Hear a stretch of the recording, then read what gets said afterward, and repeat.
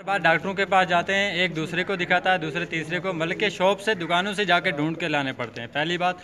दूसरी बात ये है कि यहाँ पर सबसे ज़्यादा 2 बजे के लेके अभी तक हम ड्राइवरों का वेट कर रहे हैं, यानी कि हमारे जो पेशेंट है वो तड़प रहे हैं। जम्मू जाना था, जम्मू के लिए पेशेंट को रेफ़र किया हुआ है, तो ड्राइवर एम्बुलेंस दोनों में से एक भी नहीं थी अभी। हमारे पास सेक्शन पोस्टें 2 हैं, 2 गायनेकोलॉजिस्ट की। तो जैसे आपको पता ही है कि गायनी का काम बहुत बढ़ गया है, क्योंकि लोगों की अब कोशिश है कि वो हॉस्पिटल में डिलीवरी कराएं ताकि बच्चा और जच्चा दोनों सेफ रहें। तो उसके लिए ये है कि हमारे पास 2 गायनेकोलॉजिस्ट हों अगर, तो हम कभी भी इसको नहीं कर सकते, पीछे नहीं हटेंगे काम करने के लिए। अब एक गायनेकोलॉजिस्ट है, उसको बेचारे को कभी प्रॉब्लम हो जाती है तो उसके पर डिफरेंट, इसके लिए हमने अपने सीएमओ साहब को कल बताया था कि कोई डॉक्टर बिलिंग भी है, उसको अगर किया जाए, अप्रोच किया जाए हायर अथॉरिटीज में कि वो आए।